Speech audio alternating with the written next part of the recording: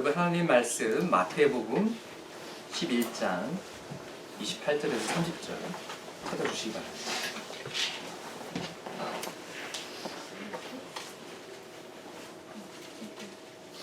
마태복음 11장 28절에서 30절 말씀입니다.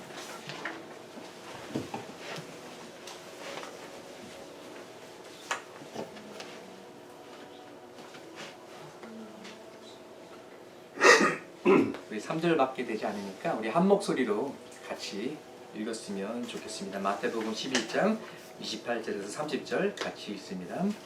수고하고 무거운 짐 지는 자들아 다 내게로 오라. 내가 너희를 쉬게 하리라. 나는 마음이 온유하고 겸손하니 나의 멍에를 메고 내게 배우라. 그리하면 너의 마음이 쉼을 얻으리니 이는 내 멍에는 쉽고 내 짐은 가벼움이라 하시니라. 아멘. 자, 여러분 교회의 본질이 무엇입니까? 교회가 존재하는 이유가 무엇입니까? 복음입니다. 그리고 복음의 핵심은 바로 예수 그리스도입니다. 그래서 우리가 예수를 바로 믿어야 됩니다. 제대로 믿어야 됩니다. 그래서 오늘 제가 오직 예수라고 제목을 붙였는데요. 오직 예수라는 것은 예수를 바로 믿자라는 그런 뜻입니다. 우리가 예배에 참여하지 않고 혹시 예배를 구경하고 있지는 않습니까? 우리가 전도를 해도 사랑으로 전도하지 않고 어떤 그 결과나 실적만 바라봅니까? 우리가 성도의 교제 가운데 깊이가 없고 그냥 표면적입니까? 또 나눔이 없고 교회를 가도 나 혼자입니까? 제자 훈련은 그냥 강의 듣는 것이고 그냥 책 읽는 것이고 그냥 트레이닝 받는 것이고 삶의 변화가 없습니까? 아니면 성경 공부의 목적이 지식입니까? 아니면 변화입니까? 또 안과 밖이 다른 그런 우선적인 삶을 살고 있습니까? 아니면 우리가 사는 신앙생활이 은혜가 아니고 율법적 교회 생활입니까? 이런 질문들을 우리가 할 필요가 있습니다. 그래서 우리가 본질에서 떠나지 않도록 우리가 늘 본질을 붙잡아야만 되겠습니다. 오늘 본문 말씀은 여러분이 잘 아시는 그런 성경 말씀입니다. 제가 어렸을 때 교회 다녔을 때 교회 들어가는 입구에 그 교회 벽에 예수님의 그림이 있었는데 예수님께서 목자로서 이렇게 서 계시고 양을 안고 계시는 그런 모습이었고요. 그 밑에 바로 오늘 읽었던 본문 말씀 수고하고 무거운 짐진 자들아 다 내게로 오라. 내가 너희 영혼에 안식을 주겠다라는 이 말씀이 적혀 있어서 저는 그 그림과 이 말씀을 굉장히 좋아했습니다. 왠지 이 말씀을 접할 때마다 마음에 평온이 있고 위로를 받았던 것입니다. 이것은 정말 하나님께서 우리에게 주시는 최고의 초청이죠. 예수님을 통해서 다 내게로 오라. 예수님께서 똑똑한 사람들만 와라. 아니면은 돈 많은 사람들만 와라. 잘생긴 사람들만 오라. 이러지 않으셨고 누구든지 누구를 막론하고 남노여서 다 내게로 오라. 아니 오히려 지치고 정말 피곤하고 수고스러운 그런 짐을 가진 사람이라면 더 자격이 된다라는 그런 말씀이죠. 오히려 힘든 사람 보고 오라고 하니까 얼마나 좋습니까? 얼마나 감사합니까? 우리가 인생을 살면 살수록 제가 지금 이제 4학년인데요. 4학년 8반인데 조금 있으면 이제 5학년으로 올라갑니다. 이제 50대를 보는데 제가 인생을 살면 살수록 더 쉬워질 줄 알았는데 더 어려워지는 것 같아요. 더 힘들어져요. 그리고 더 슬픈 일들을 많이 보게 되고요. 때로는 당황스럽기도 하고 때로는 당황의 선을 넘어서 황당하기까지 합니다. 그리고 결국 인간의 죄성, 인간의 잔인함으로 알지만은 또 놀라고 또 쇼크를 받는 것 같습니다. 또 실망하고 깨달았지만은 또 실망하는 그런 모습을 찾아볼 수 있고요. 이런 수고하고 무거운 짐진 자들이 저희를 포함해서 이 인생에 얼마나 많습니까? 그래서 더러는 그 무거운 짐을 견디기가 너무 힘들어서, 너무 버거워서 현실을 도피하기도 하고요. 술이나 담배로 스트레스를 풀려고 하는데 결국 스트레스가 더 쌓이죠. 예, 병도 생기고 마약이나 도박이나 어떤 불륜의 관계나 섹스나 이런 거를 통해서 위로를 받으려는 사람들도 있고 또 여러 가지 다른 중독들에 걸리기도 합니다. 그 중에서는 별로 눈에 뜨지 않거나 그렇게 심한 것 같이 보이지 않는 중독들도 있죠. 예, 뭐 쇼핑을 한다든지 아니면 일에 올인해서 일을 한다든지 그거는 좋은 것처럼 보이죠. 그러나 그것도 중독일 수가 있습니다. 때로는 음식을 통해서 우리가 위로를 아니면 대리만족을 얻으려고 하는 경우가 있고요. TV, 인터넷, 게임, 골프 다 사람마다 다를 수가 있습니다. 그러나 결국 예수 그리스도 없이는 인생은 make sense 하지 않습니다. 인생을 이해할 수가 없고요. 힘들고 괴롭고 견디기 힘든 것입니다.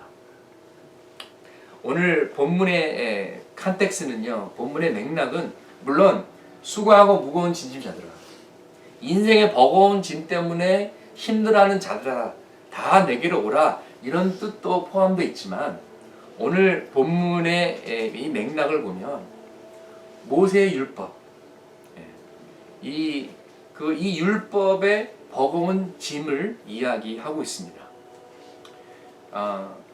구약의 율법은 모세의 율법은 613개가 있습니다. 그 중에 하지 말라는 계명이 365개고요.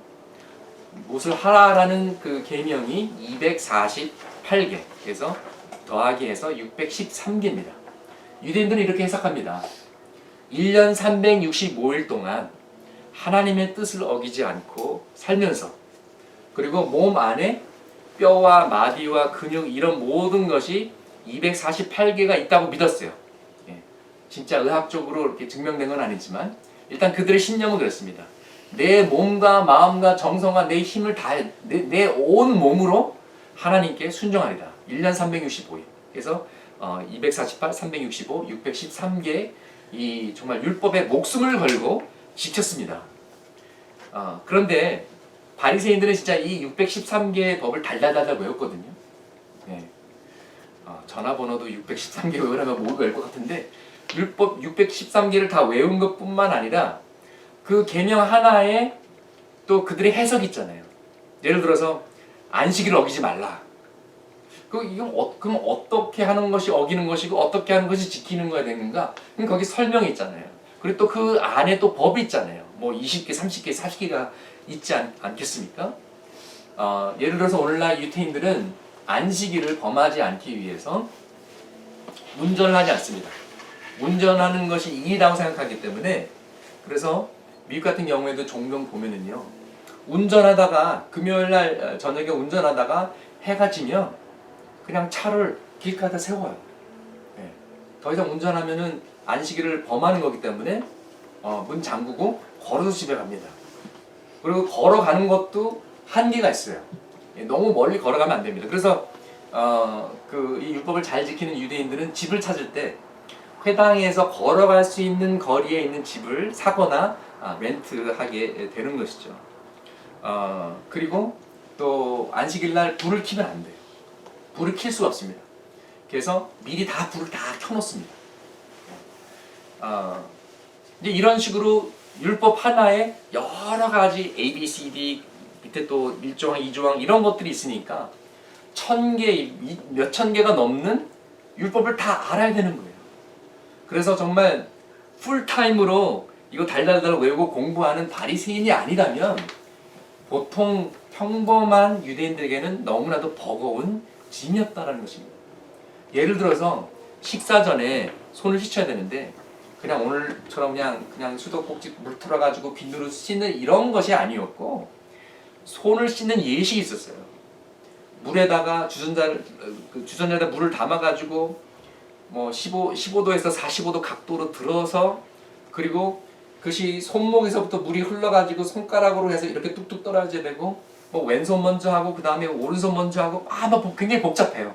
저도 그거 읽다가 막 뚜껑이 열릴 정도로 너무 막 답답하고 힘들고 그렇더라고요. 근데 그게 하나예요. 예. 그러니 얼마나 이 모세의 율법을 따르는 것이 버거웠겠습니까? 얼마나 지쳤겠습니까? 웬만한 사람은 천국 못 가겠다. 예? 이걸 다 지켜야지 천국 가는데 누가 천국에 갈 수 있을까? 예. 이렇게 힘들었던 것이죠.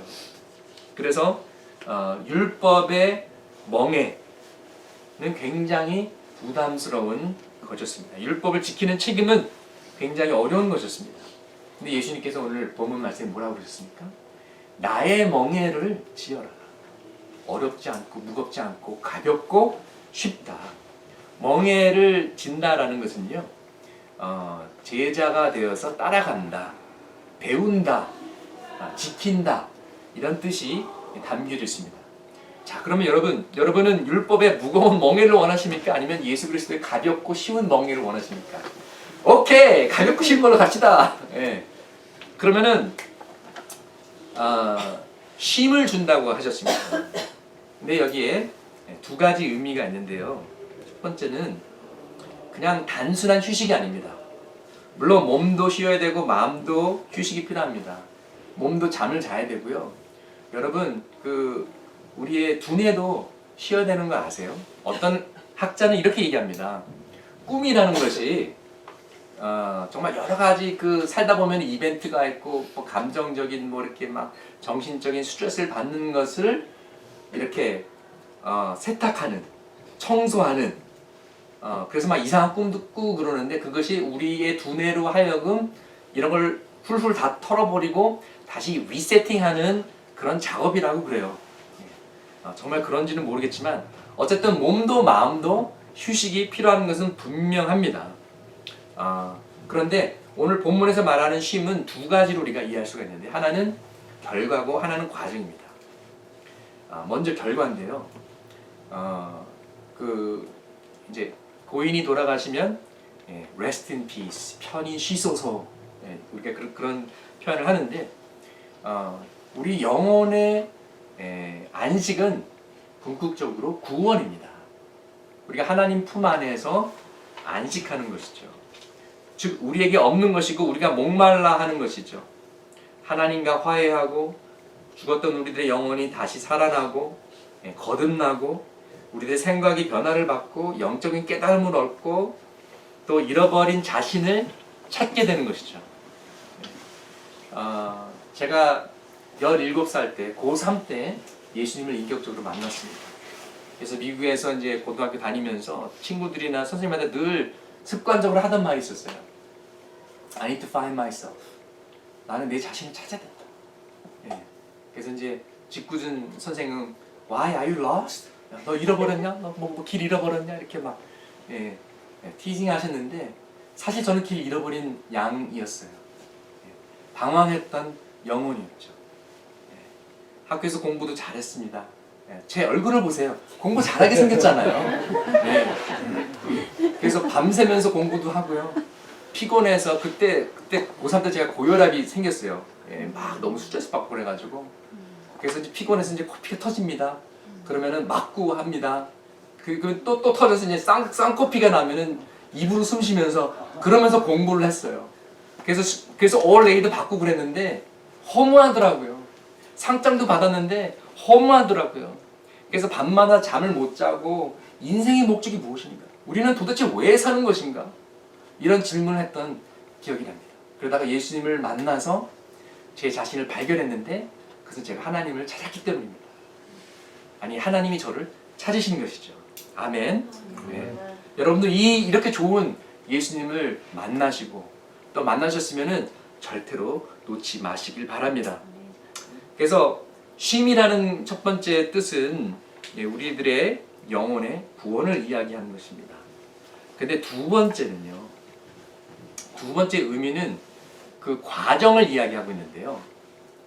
우리가 하나님 앞에 바르게 살려고, 율법을 지키려고, 착하게 살려고 얼마나 피곤합니까? 죄책감에 시달리고. 그런데 이런 스스로 의로워지려는 이 노력을 쉬라는 것이죠. 올스탑하라는 겁니다. 굉장히 충격적인 그런 예수님의 가르침이시죠. 율법으로 의로움을 이루려는 모든 노력을 정지해라.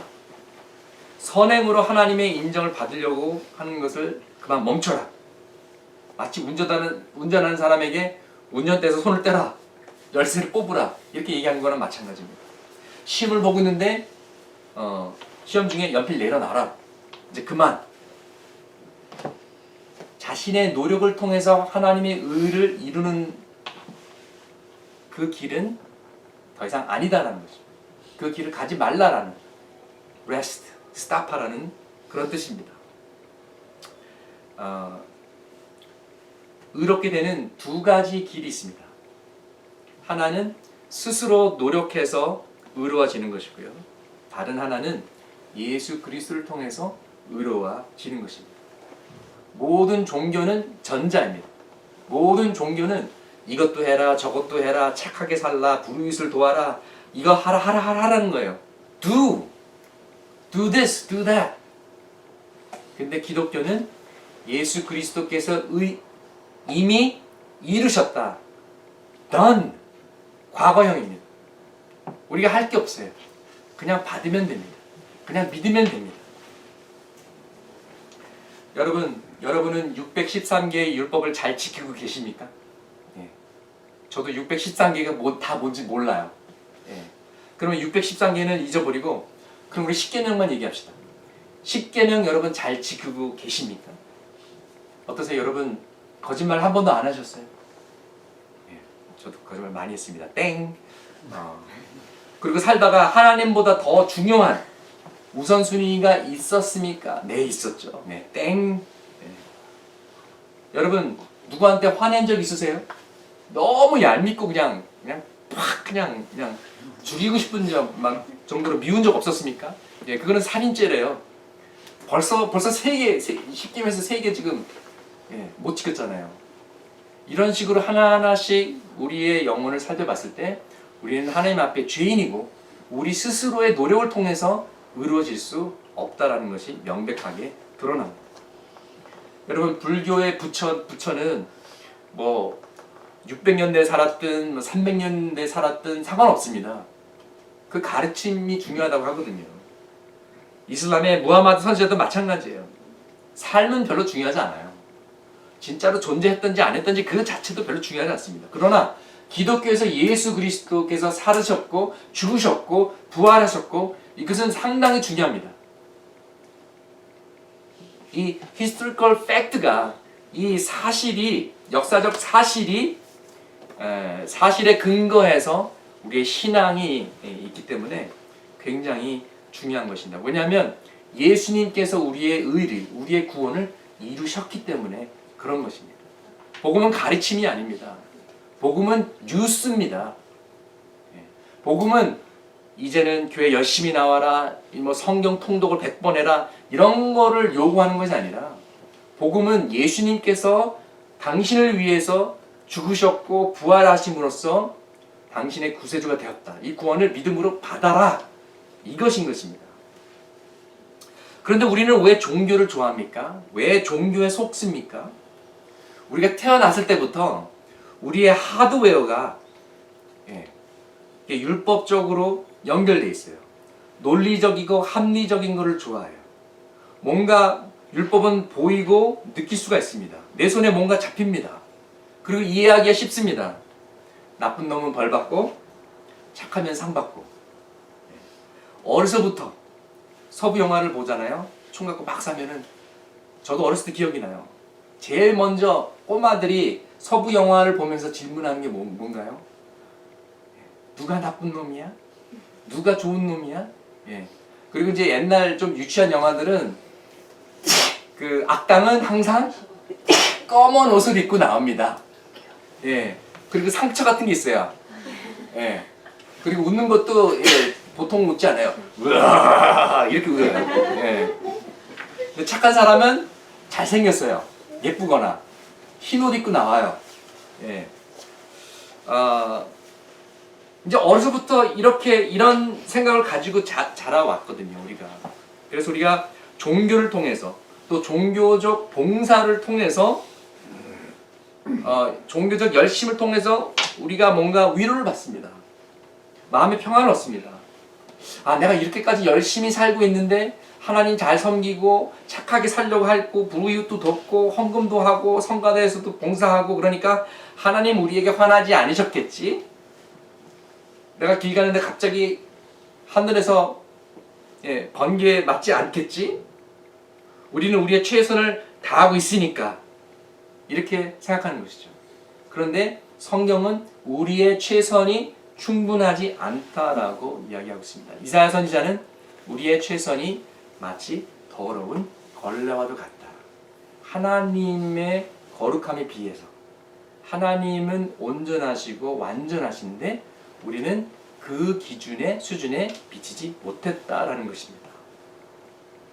그리고 은혜는 우리에게 새로운 컨셉이에요. 새로운 공식입니다.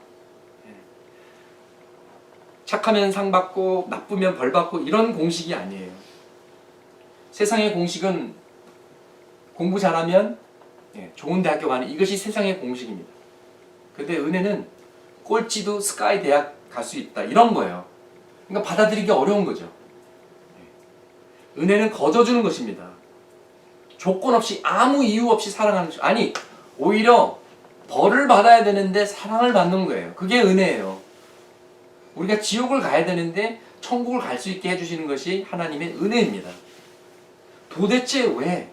도대체 왜? 이해가 안 되는 거죠. 왜냐하면 우리가 살고 있는 세상은 은혜의 세상이 아니거든요. 더군다나 한국 사회는 경쟁 사회입니다. 키재기합니다. 공짜는 없습니다. 그리고 우리 자신도 그렇게 살지 않거든요. 이유 없이 누구를 사랑하거나 이유 없이 은혜를 베풀지 않아요. 그리고 우리가 이유 없이 은혜를 받고 살지도 않아요. 그런데 죄인도 회개하면 천국 간다. 이거는 상당한 충격적인 진리인 것이죠. 아무리 착해도 회개하지 않고 교만하면 지옥 간다. 그러니까 우리와 배운 바와 정반대인 것이죠. 그래서 거부 반응이 있을 수가 있습니다. 근데 우리는 우리 기준에 착한 사람, 나쁜 사람을 가르는데요. 사실은 착한 사람은 하나도 없습니다. 의인은 하나도 없습니다. 성경 우리 모두가 다 죄인이고 도찐, 개찐, 50부, 100부, 도토리, 키재기라고 말씀하고 있습니다. 사실 우리가 다 죄인이기 때문에 우리 모두 지옥을 가야 되는 것이에요. 그것이 우리의 운명입니다. 우리가 받아야 될 심판입니다. 그런데 예수 그리스도께서 그것을 그대로 놔두시지 않으시고 우리 대신 심판을 받으시고 우리 대신 지옥의 값을 치르신 것입니다. 그래서 우리는 안 가도 됩니다. 이것이 하나님의 은혜요 하나님의 사랑입니다. 구원은 단순한 믿음으로 이루어지는 것이지 우리의 노력으로 이루어지는 것이 아닙니다. 아멘. 아멘. 와, 너무 좋지 않습니까? 예. 근데 여러분 얼굴 표정이 별로 그렇게 좋은 표정이 아닌데요. 예. 너무 좋지 않습니까? 예. 얼마나 좋은 소식입니까? 그래서 이것이 바로 복음인 것입니다. 다른 성경 구절 한번 볼 텐데요. 그냥 들으셔도 됩니다. 마태복음 18장 3절에서 4절 말씀에 예수님께서 이르시되 진실로 너희에게 이르노니 너희가 돌이켜 어린아이들과 같이 되지 아니하면 결단코 천국에 들어가지 못하리라. 그러므로 누구든지 이 어린아이와 같이 자기를 낮추는 사람이 천국에서 큰 자니라. 많은 사람들이 이 성경 구절을 이렇게 해석했습니다. 아이들의 겸손, 아이들의 순수한 믿음. 그렇잖아요. 아이들은 누구나 다 믿잖아요. 그래서 막 납치도 당하고 그러잖아요. 네. 그 순수한 믿음, 순종, 그렇게 돼야 된다. 이렇게 해석을 하는데 물론 겸손도 필요하고 순수한 믿음도 필요하고 순종도 필요합니다. 그러나 정녕 아이들이 다 겸손합니까? 다 순수합니까? 다 순종합니까? 근데 아이들도 경험 있으신 분들은 아마 베이비시팅 몇 번 해보신 분들은 아실 거예요. 아이들도 죄인입니다. 예. 저도 경험이 있어요. 예. 아이가요. 이거 초콜릿 쿠키 먹지 마. 예, 분명히 얘기를 했는데 그리고 근데 아이가 먹었어요. 그리고 초콜릿 쿠키가 얼굴에 다 묻혀져 있습니다. 이제 물어봐요. 너 혹시 나 누군지 두통하는데. 너 혹시 하지 마세요. 아빠가 먹지 말라고 했던 초콜릿 쿠키 먹었어? 그러면요. 눈 하나 깜짝하지 안 하고 아니 그래요. 얼굴 다 증거가 다 있는데도 아니. 네. 그래서 제가 그때 성경 말씀이 맞구나. 인간은 죄인이구나. 누가 거짓말을 가르쳐 줬어요? 예? 코치해 준 적도 없는데. 예. 그렇기 때문에 이 말씀은 마태복음 18장 말씀은 그런 뜻으로 해석하는 것이 아니고요. 지금도 이스라엘은요. 남자 아이들은 13살이 되면 성인식을 갖습니다. 바 미츠바. 그래서 여자아이는 12살입니다. bat 미츠바. 그러면 이제 남자인 경우에는 회당에서 13살이 되면 성인식을 하면서 처음으로 하나님 말씀, 토라를 읽습니다. 율법을 읽습니다. 그것은 그 전까지는 율법을 지킬 책임이 없는데 벌도 없는데 그때부터는 율법에 대한 의무, 책임이 있다라는 뜻입니다. 물론 13살 전에 율법을 지키면 좋지만 어겼다고 해서 벌을 받거나 심판받지 않습니다. 면제입니다. 율법에 대한 의미가 없습니다. 자유입니다. 그래서 예수님의 가르침은 이 어린아이들처럼 13살 전 어린아이들처럼 율법의 심판으로부터 자유한 상태가 되어야만 천국에 갈 수 있다는 것입니다. 그럼 어떻게 그런 상태가 될 수가 있을까요? 예수님이나 세례 요한은 사역을 어떻게 시작하셨습니까? 회개하라, 천국이 가까이 왔느니라. 회개 없이는 천국이 멀다라는 뜻이죠. 회개가 열쇠입니다. 우리가 회개하고 돌이키면, 그래서 예수께서 뭐라고 그러셨죠? 너희가 돌이켜 어린아이들과 같이 되지 않으면, 너희가, 이게 회개라는 뜻이거든. 너희가 회개해서 이 어린아이들처럼 율법에서 자유하지 않으면 어떻게 우리가 율법에서 자유할 수 있습니까? 하나님의 용서와 예수 그리스도의 의를 받음으로써 율법에서 자유한 자가 될 수 있습니다. 그래야만 우리의 죄가 모두 지워져서 우리의 죄가 모두 용서받고 또 예수 그리스도의 의를 우리가 받아서 율법이 고소할 거리가 없게 되는 것입니다. 그래야만 천국에 들어갈 수 있는 것입니다. 그래서 예수님의 말씀은 회개하라, 죄로부터 돌이키라, 율법을 의지하지 말고 하나님의 은혜를 의지하라. 하나님의 은혜를 받으려면 율법으로서 선행으로서 의를 만드는 것이 아니라 회개하고 용서하고 은혜를 받는 길만이 구원의 길이라는 것입니다. 그래야만 율법의 심판으로부터 자유케 되는 것입니다. 여러분, 우리가 식당에 가서 밥을 먹었습니다. 밥값을 내야 됩니다. 그런데 마음씨 좋은 집사님이 돈을 내줬어요. 그러면 돈을 안 내도 됩니다. 누가 뭐라고 그러지 않아요. 그와 마찬가지로 예수님께서 십자가에서 죽으심으로써 우리가 지옥에 가야 되는 그 죄값을 내셨고, 또 우리가 의로운 사람이, 거룩한 사람이 될 수 있도록 예수 그리스도 자신의 의를 우리에게 주셨을 때 우리가 자유하게 되고 천국에 가게 된다라는 것입니다. 우리의 의는 안 됩니다. 그래서 오직 예수 주님만이 주실 수 있는 이 의를 받아야 되는 것입니다.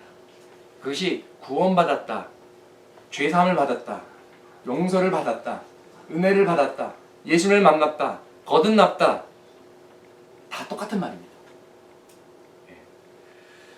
그래서 예수님께서 다 나에게 와라, 내가 너의 영혼에 안식을 주리라. 더 이상 네 스스로 노력하지 말아라. 예수 안에서 쉬어라.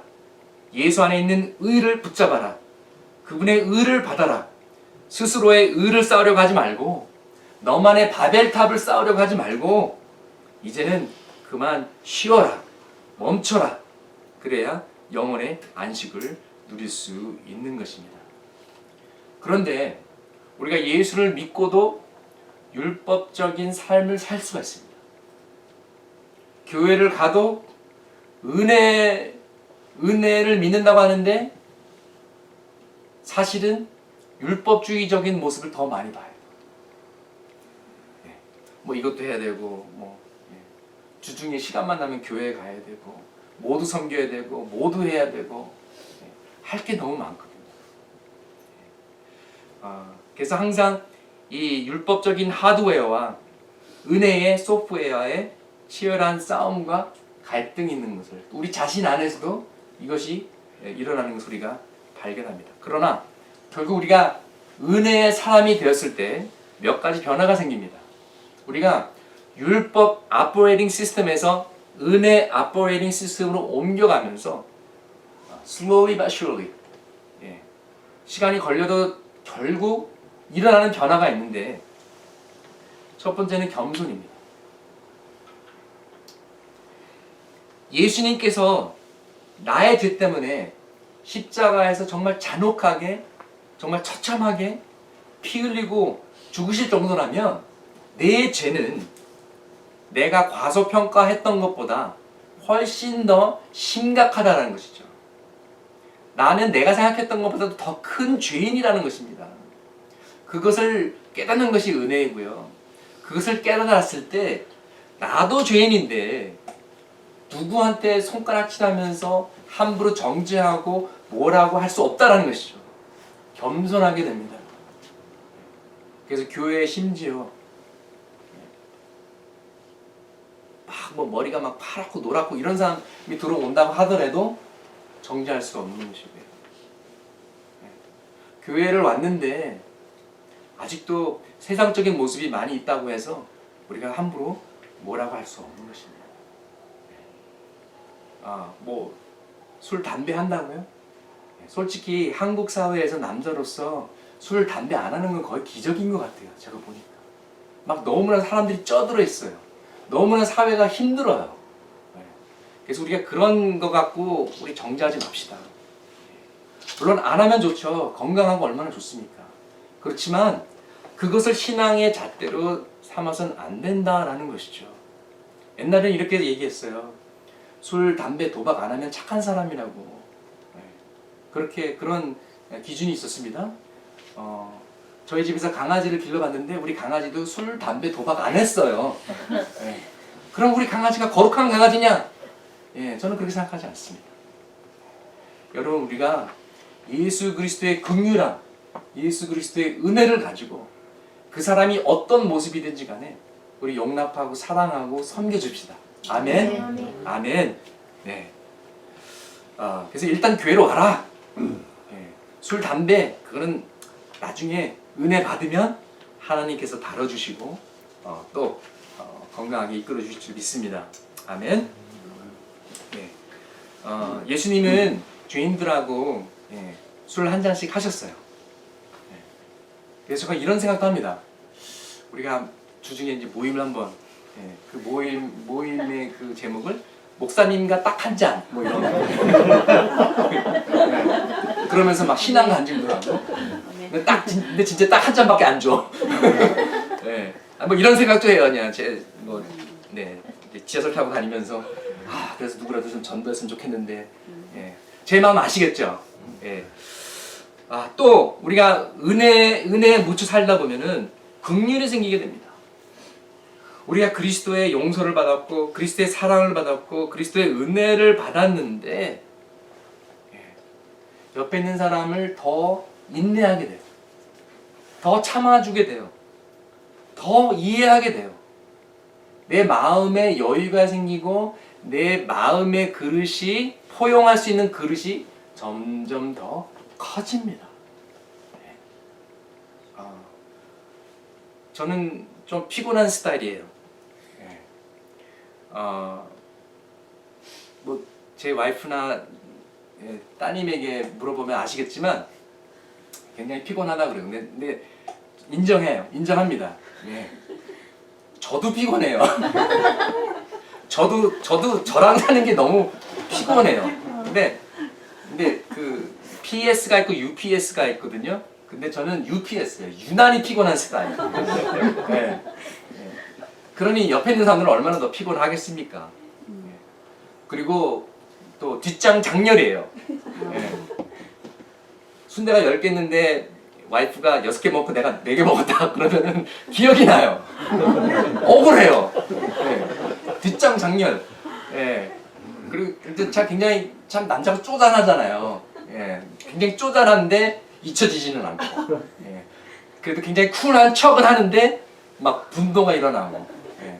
오 주여 나를 도우소서. 예. 은혜를 받으면 쪼잔한 정말 조그만 그릇에서 예, 간장, 초장 이렇게 조그만 그릇에서 더 큰 그릇이 됩니다.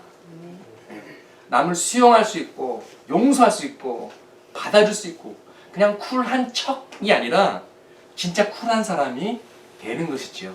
아멘. 네. 이것이 은혜의 능력이고 복음의 능력인 것입니다. 또 은혜 가운데 살게 되면 감사하게 됩니다.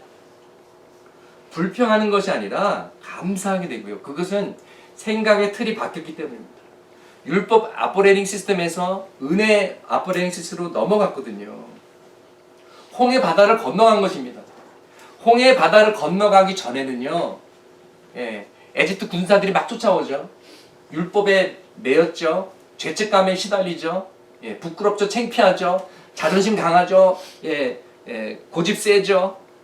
불안한 거예요, 늘. 평안이 없는 거예요. 그렇지만 홍해를 건너서 적군들 다 물에 잠기고 자유함을 얻었을 때는요, 감사가 터집니다. 기쁨이 있습니다. 자유함이 있는 것입니다. 여러분은 구원 받으셨습니까? 여러분은 홍해를 넘으셨습니까? 근데 아직 홍해를 건너가지 않은 것처럼 죄책감과 수치스러움과 율법에 얽매여 사시지는 않으십니까? 율법 마인드에 아직 사로잡힌 사람들은요, 하나님이 나에게 빚을 졌다고 생각합니다. You owe me, God. 왜? 내가 여태까지 착하게 살았는데, 내가 여태까지 교회 빠지지 않았는데, 내가 여태까지 헌금을 얼마나 했고, 얼마나 섬겼고, 얼마나 봉사했는데, 내가 여태까지 얼마나 기도를 많이 했는데, 하나님 이거 들어주셔야죠. 억울합니다. 내가 손해본 것 같고 하나님이 나에게 뭔가 빚진 것 같은 하나님이 빚쟁이가 되는 것이고요. 그러나 내가 은혜의 사람이 되면 이 세상에서 가장 중요한 것, 가장 소중한 것, 구원을 내가 얻었기 때문에, 그리고 그 구원의 유효 기간은 영원이잖아요. 그렇기 때문에 영원한 감사가 터지는 것입니다. 설사 내 인생에서 다른 것들은 다 잘못되어도 가장 중요한 이거 하나는 받았기 때문에, 이 구원은 내가 상실하지 않기 때문에, 불변하기 때문에 감사할 수밖에 없는 것입니다. 그리고 다른 것들은 잘 되면 다 보너스고요. 다른 것이 좀 힘들어도 견디면 됩니다. 영원한 것이 아니기 때문에 다 지나가는 것이죠. 그래서 은혜의 사람은 하나님께 평생 빚진 자가 되어서 I owe God, 나의 사랑과 헌신과 감사를 갚아야 되는 그런 마음이 있고요. 아직 율법 마인드에서 벗어나지 못한 사람은 내가 투자한 게 얼만데 하나님 왜 안 갚으시냐, 내가 기도했는데 왜 응답 안 하시냐, 하나님이 자신에게 빚진 자가 되는 것이죠. 여러분은 어느 자리에 서 계십니까? 또 우리가 은혜의 사람이 되면요, 잔잔한 소망이 생깁니다. 내가 죄인했을 때, 내가 하나님을 무시할 때, 내가 하나님으로 멀었을 때 나를 이렇게 사랑하셨다라면 이제 하나님의 자녀가 된 지금, 하나님을 사랑하는 지금 나를 얼마나 돌보실까, 앞으로도 더 좋은 일들이 많을 것이라는 잔잔한 소망이 생깁니다. 하나님께서 아들 딸 된 우리를 정령 돌보시리라. 아멘. 예. 그리고 하나님께서 뭘 하라고 부르셨다면 필요한 길도 열어주시고 도움의 손길도 보내시고 천사도 보내시고 훈련도 시켜주시고 공급하시고 길을 여시리라. 이런 확신이 생기는 것이죠. 또 은혜의 사람이 되면, 은혜가 넘치면 우리에게 잔잔한 자신감이 생깁니다. 이 세상이 멸망하는 날이라도 무슨 일이 터져도 하나님은 나를 사랑하신다. 하나님은 내 편이시다. 하나님의 도움으로 모든 것을 감당하고 극복하고 승리한다. 불가능은 없다.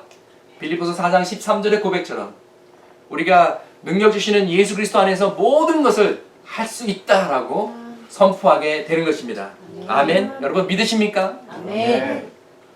만약에 그런 자신감이 없으면요, 자신 있게 외칠 수 없다면 다시 그 은혜의 자리로 가셔야 됩니다.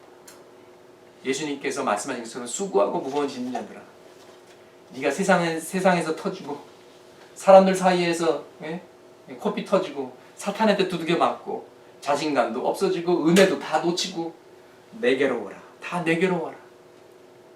영적으로 재충전하고 참된 안식을 얻어서 다시 세상이 감당할 수 없는 믿음의 용사로 부활하라. 일어서라. 내가 너를 사용하리라. 너를 축복하리라.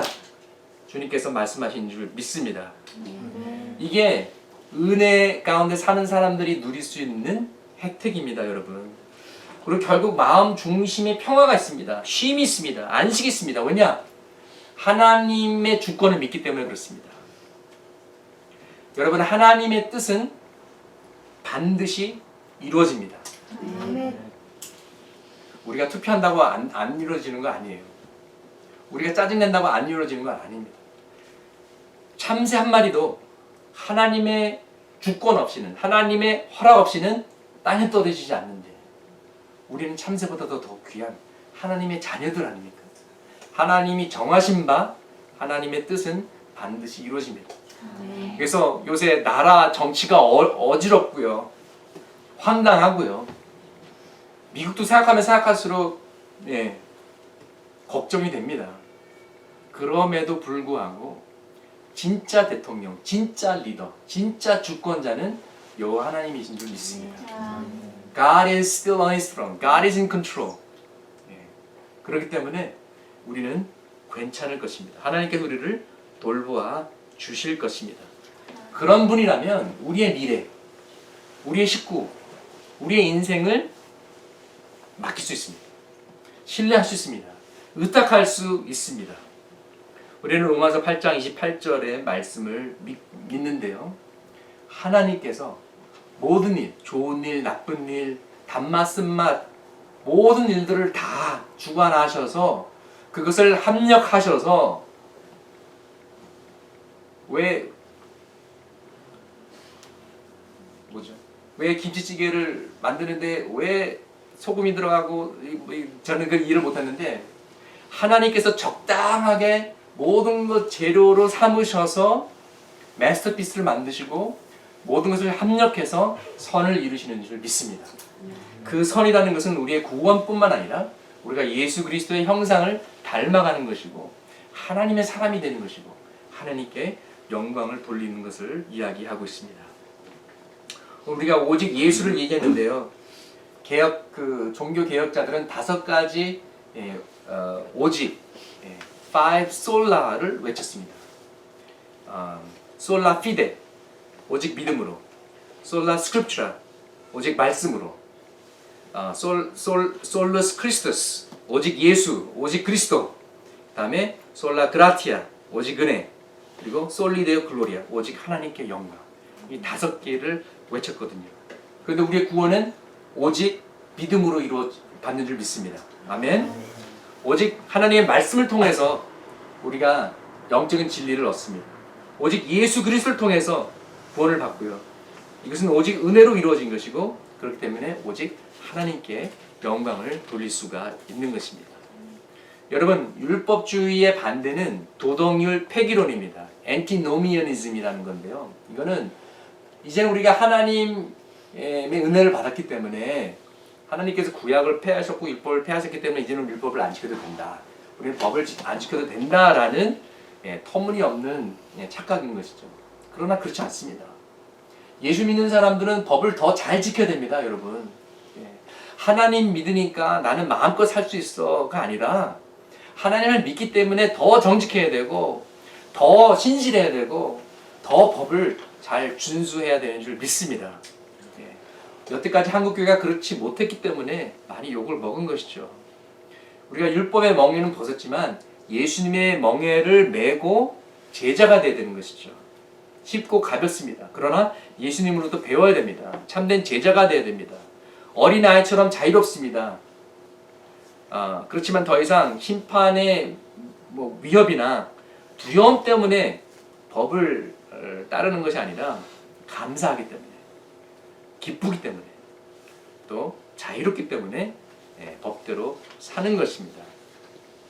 여러분, 참된 자유는 죄 짓는 자유가 아니에요. 마음대로 사는 것이 자유가 아니라 내가 해야 하는 옳은 일을 하는 것이 진정한 자유인 줄을 믿습니다. True freedom is being able to do the right thing. 거룩하게 사는 것이 진정한 자유입니다. 그렇지 않는다면 하나님의 값비싼 희생을 싸구려 은혜로 만드는 것이죠. 십자가에 달리신 예수님을 다시 못 박는 거나 마찬가지입니다. 십자가의 희생을 이해하지 못하는 것이고 매우 망dok한 것입니다. 여러분, 혹시 이런 생각, 이런 유혹 드신 적 있으세요? 이거 죄 저도 어차피 하나님은 용서해 주실 텐데 죄 져도 괜찮아. 이렇게 가볍게 생각하신 적 있으세요? 만약에 죄 짓는 것이 교통법 같은 걸 어겨가지고 티켓 받고 벌금 내는 것이라면 대수롭지 않게 생각할 수가 있겠죠. 그렇지만 내가 교통법을 어기면 내가 사랑하는 사람이 추운 시베리아 감옥에 가서 고문을 받는다. Tortured for months. 그런다면 아마 법을 어기지 않을 거예요. 여러분, 죄는 이런 겁니다. 죄는 단순히 코드를 깨고 규칙을 어기는 것이 아니라, 룰을 브레이크하는 것이 아니라 하나님의 마음을 브레이크하는 거예요. 하나님의 마음을 아프게 하는 것입니다. 예수님 보고 다시 십자가에 달리세요. 그리고 내가 가슴 못 박는 거예요. 그렇기 때문에 우리가 은혜를 받아서 자유했지만 오히려 더 법을 따르고 거룩하게 의롭게 살아야만 되는 것입니다. 이제 우리의 생각의 틀이 바뀌어야 됩니다. 율법에서 은혜로 바뀌어야 됩니다. 이제는 나의 노력이 아니라 성령의 힘으로 살아야 됩니다. 나의 영광이 아닌 하나님의 영광을 위해서 살아야 됩니다. 아직도 우리 교회 안에는 스스로 의로운 모습들이 많이 있습니다. 저는 옛날에 굉장히 불편하게 느꼈는데요. 어떤 교회는 아직도 헌금을 하면 주보 뒤에다가 이름을 다 써요. 그러면 다 알잖아요. 누가 11조에는 김 집사 오늘 이번 주 11조 빼먹었구만. 다 보이잖아요. 미국의 남쪽의 어느 침례교회로 기억하고 있는데 거기는 아예 예배당 뒤에다가 이름하고 액수까지 다 써놓은 교회가 있는데 그럼 뭐 경쟁하라는 거예요? 뭐예요? 그냥 헌금 많이 안 하면 창피해서 헌금 많이 하게 하는 겁니까? 근데 결국 그게 뭡니까? 키재기잖아요. 자기의 의를 드러내는 거잖아요. 누구 박장로 우리 교회에서 11주 제일 많이 내. 그런 게 중요한 것이 아니죠. 사람에게 보이려고 하는 것이 아니지 않습니까? 어느 선교지에 가면은요, 교회 지어놓고 빌딩 지어놓고 다 이렇게 플래카드 다 붙여놔요. 어느 교회에서 이렇게 기증해서 어느 집사님이 이런 거. 그런 게 뭐가 중요합니까? 심지어 교회에서 장로되고 안수시대 되는 것 갖고 막 싸워요. 갑투 싸움하고요, 권력 싸움하고요, 파워 게임 합니다. 그러나 정말 주님이 원하시는 것은 빛도 없이 이름도 없이 은밀하게 보시는 하나님께서 인정하시면 되는 거예요. 아멘. 그렇기 때문에 여러분, 저는 이제 제가 죽을 때까지 목회하면서 대형 교회 안 맡아도 저는 I'm okay. I'm at peace. 괜찮습니다. 하나님이 인정해 주시는 것이 더 중요해요, 여러분. 제 아내가 저를 인정해 주는 게 더 중요해요, 여러분. 예. 그러니까 제가 막 설교해가지고 목사님 은혜 받았어요. 예, 이것도 좋지만 이제 집에 가서 이제 아내가 팔짱 딱 끼고 너나 잘하세요 이러면 꽝인 거고요. 근데 아내가 수고했다, 잘했다, 하긴 잘하고 있어. 그러면 그게 진짜인 것입니다. 여러분, for the audience of one, 여러 사람은 박수 치지 않아도 괜찮아요. 나를 보고 계시는 하나님 한 분께서 잘했다 아들아, I'm so proud of you, my daughter. I am for you. 나를 해주죠. 하나님의 그런 기쁨을 우리가 누리길 소망합니다. 그러면 눈에 보이는 건 없어도 괜찮습니다. 예배 드리고 이럴 때마다 천장에 머리 헤딩해도 괜찮습니다. 저는 늘 그런 마음이 있습니다. 우리 교회가 성장하기 바란다면 예수 믿지 않는 영혼들이 더 많이 왔으면 좋겠어요.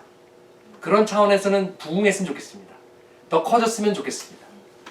그렇지만 사람들 그냥 많이 모아놓고 이거 봐라,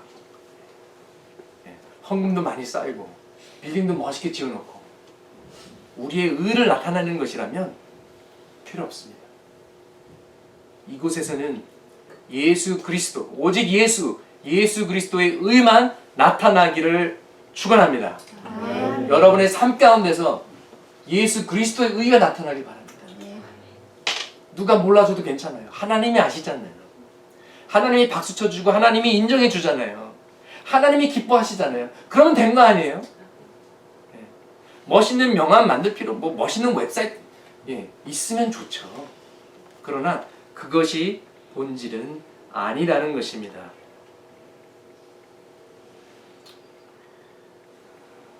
(1700년대에) 모라비안 선교사 중에 두 젊은 청년이 있었습니다. 이 두 청년은 그 캐리비안의 세인트 타머스, 세인트 크로이 이런데 이제 그 아프리카에서 노예를 끌려간 자들을 전도하고 싶은 그런 마음이 있었어요. 그래서 이제 가려고 하는데 그 섬에 못 들어간다는 거예요. 노예가 아니면 못 들어간다는 거예요. 그래서 이 두 젊은 청년이 고민하다가 그럼 우리 자신을 노예로 팔자. 그럼 우리가 노예로 들어가면 될 거 아니냐. 그랬더니 또 그것도 안 된대요. 흑인만 노예가 되지 백인이 어떻게 노예가 되냐. 또 안 된대요. 그래서 어떻든 사정하고 그래가지고 그럼 우리가 가서 목수로 일하겠다. 그래서 결국 들어가게 됐는데요. 이제 배에 오르면서 친구들에게 이제 인사를 하면서 뭐라고 외쳤냐면은 우리 위에 죽으신 어린 양이 그 희생에 대한 보상을 받으시길 바랍니다. 우리를 위해 죽으신 어린 양이 그 희생에 대한 보상을 받으시길 바랍니다. 우리가 구원받았을 때, 딴 영혼들이 구원받았을 때 예수님의 십자가의 희생이 보람이 있는 것이고 예수님이 겪으신 그 고통과 희생의 보상을 받으시는 줄 믿습니다. 우리 그것을 위해 달려갑시다. 그것을 위해 기도합시다. 그리고 결국 이 젊은 청년 이 두 선교사가 가서 목수로 일하고 전도하고 그리고 떠났지만 또 다른 선교사들이 와서 50여 년 동안 선교를 했는데 자메이카, 바베이도스 그 근처에 섬들에 많은 교회를 세웠고 13,000명이 넘는 자를 세례했다고 역사적인 기록이 남겨져 있습니다. 여러분, 우리 예수를 바로 믿읍시다. 오직 예수 그리스도의 의만 의지하기를 원합니다. 한국 교회의 개혁이 필요한 거 여러분이 너무나 잘 아십니다. 한국 교회는 많은 교회들이 예수의 십자가를 저버리고 세속화되었습니다. 그 결과 더 많은 파워, 더 많은 위상, 더 많은 교인, 즉 강해지고 높아지고 많아지려는 세상의 가치관을 추구하게 되었고요. 그럼 우리가 지난주에도 나눴지만 섬김의 길은 으뜸이 되려고 하는 것도 아니고요. 제일이 되려고 하는 이 세상의 가치관은 다른 길입니다. 우리는 섬기러 오신 예수님을 따르는 머슴교회의 영성을 추구하기를 소망합니다. 참된 교회, 참된 신앙은 오직 예수로만 가능하고 충만해지고 온전케 됩니다. 다시 근본으로, 본질로 예수 그리스도께 돌아가기를 소망합니다. 함께 기도하시겠습니다.